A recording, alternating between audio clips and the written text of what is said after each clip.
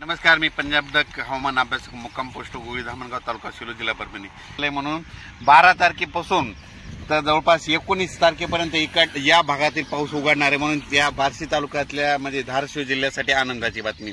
राज्यात एकंदरीत परिस्थिती बघायची झाली तर राज्यामध्ये आता म्हणजे 13 तारखेपासून म्हणजे 13 सप्टेंबर पासून ते 19 सप्टेंबर पर्यंत राज्यात उघाड राहणार आहे। ज्या शेतकऱ्याचं सोयाबीन आलेलं असेल तुम्ही काय करा, हे 8-10 दिवसात काढा, एक दिवस ऊन द्या, नंतर त्याच्यानंतर झाकून ठेवा म्हणून हे अंदाज लक्षात घेता। पण त्याच्यानंतर राज्यामध्ये परत पुन्हा 20 तारखेला परत पाऊस सुरू होणार आहे म्हणून हे देखील सर्व शेतकऱ्यांना लक्षात घेतात। पण राज्यामध्ये 12 तारखेपासून तर 20 सप्टेंबर पर्यंत हवामान कोरडं राहणार आहे। विशेष म्हणजे पश्चिम महाराष्ट्रात कोरडं राहणार आहे। त्याच्यानंतर बार्शी धाराशिव जिल्हा, त्याच्यानंतर लातूर जिल्हा, त्याच्यानंतर सोलापूर, सातारा, सांगली, कोल्हापूर, नगर जिल्हा या भागात तर 12 तारखेपासून म्हणजे उद्या 12 पासूनच कडक चांगलं ऊन सूर्यदर्शन होणार आहे। आणि ज्यांच्या शेतकऱ्याचा उडीद असेल, ज्यांचं सोयाबीन काढणी चालू आहे त्यांच्यासाठी ही आनंदाची बातमी।